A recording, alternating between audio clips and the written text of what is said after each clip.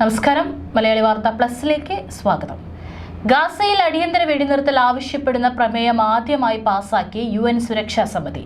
വോട്ടെടുപ്പിൽ നിന്ന് US വിട്ടുനിന്നപ്പോൾ മറ്റു 14 അംഗങ്ങളും അനുകൂലിച്ചു. ഹമാസ് ഭീകരർ ബന്ദികളാക്കിയവരെ മോചിപ്പിക്കണമെന്നും വിശുദ്ധ റംസാൻ കണക്കിലെടുത്ത് വെടിനിർത്തൽ ഉടൻ നടപ്പാക്കണമെന്നും പ്രമേയം ആവശ്യപ്പെടുന്നു. തുടർന്ന് ശാശ്വത വെടിനിർത്തൽ ഉടമ്പടിയിലേക്ക് ഇരുപക്ഷവും നീങ്ങണം. മുൻപ് വിവിധ രാജ്യങ്ങൾ കൊണ്ടുവന്ന വെടിനിർത്തൽ പ്രമേയങ്ങളെ ഇസ്രായേലിലെ സഖ്യകക്ഷിയായ US തടഞ്ഞിരുന്നു. ഇത്തവണ എതിർക്കാതെ വിട്ടുനിന്നത് ഇസ്രായേലിനോടുള്ള USന്റെ അതൃപ്തിയുടെ പ്രതിഫലനമാണ്. വെടിനിർത്തലായി കഴിഞ്ഞ ആഴ്ച US ആദ്യമായി അവതരിപ്പിച്ച പ്രമേയം റഷ്യയും ചൈനയും വീറ്റോ ചെയ്തിരുന്നു.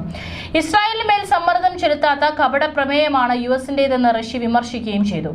അൾജീരിയ, സ്ലൊവേനിയ, സ്വിറ്റ്സർലാൻഡ് അടക്കം സമിതിയിലെ തെരഞ്ഞെടുക്കപ്പെട്ട 10 അംഗങ്ങൾ ചേർന്ന് തയ്യാറാക്കിയ ബദൽ പ്രമേയമാണ് ഇന്നലെ പാസാക്കിയത്.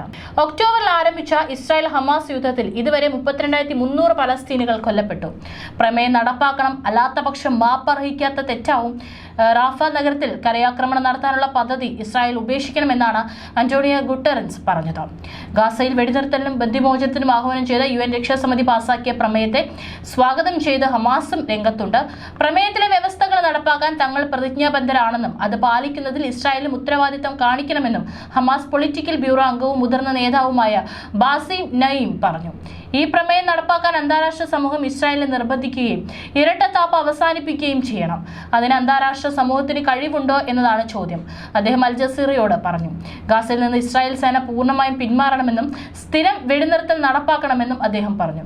മുഴുവൻ തടവുകാരെയും വിട്ടയക്കാൻ തങ്ങൾ സന്നദ്ധരാണെന്നും ഇസ്രായേൽ മുഴുവൻ പലസ്തീനികളെയും വിട്ടയക്കണമെന്നും ഹമാസ് ആവശ്യപ്പെട്ടു.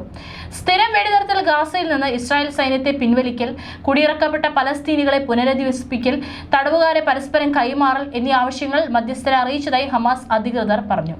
മധ്യസ്ഥ ചർച്ചയിൽ തുടക്കം മുതൽ ഹമാസ് മുന്നോട്ട് വയ്ക്കുന്ന ഈ ആവശ്യം ഇസ്രായേൽ പലതവണ നിരസിച്ചിരുന്നു. എല്ലാ ചർച്ചകളും പരാജയപ്പെടുന്നതിനും ബന്ദിമോചന വെടിനിർത്തൽ കരാർ തടസ്സപ്പെടുന്നതിനും പൂർണ്ണ ഉത്തരവാദിത്തം നെതന്യാഹുവിനും അദ്ദേഹത്തിന്റെ തീവ്രവാദി സർക്കാരിനുമാണ് എന്നും ഹമാസ് ചൂണ്ടിക്കാട്ടി. അതേസമയം രക്ഷാസമിതി പാസാക്കിയ വെടിനിർത്തൽ പ്രമേയത്തോടുള്ള എതിർപ്പ് ഇസ്രായേൽ പരസ്യമായി പ്രകടമാക്കി. പ്രമേയം വീറ്റോ ചെയ്യാതെ വോട്ടെടുപ്പിൽ നിന്ന് വിട്ടുനിൽക്കാനുള്ള US തീരുമാനം ഹമാസിനെതിരായ യുദ്ധത്തെ ദോഷകരമായി ബാധിക്കുമെന്നും ബന്ദികളെ മോചിപ്പിക്കാനുള്ള ശ്രമങ്ങളെ തുരങ്കം വെക്കുമെന്നും നെതന്യാഹുവിന്റെ ഓഫീസ് പ്രസ്താവനയിൽ പറഞ്ഞു. യുദ്ധം തുടങ്ങിയത് മുതൽ രക്ഷാസമിതിയിൽ US സ്വീകരിച്ച നിലപാടിൽ നിന്നുള്ള വ്യക്തമായ പിൻവാങ്ങലാണിത്. അന്താരാഷ്ട്ര സമ്മർദ്ദത്തിലൂടെ ബന്ദികളെ മോചിപ്പിക്കാതെ വെടിനിർത്തൽ നടപ്പാക്കാൻ കഴിയുമെന്ന് ഇത് ഹമാസിന് പ്രതീക്ഷ നൽകും, നെതന്യാഹു കൂട്ടിച്ചേർത്തു.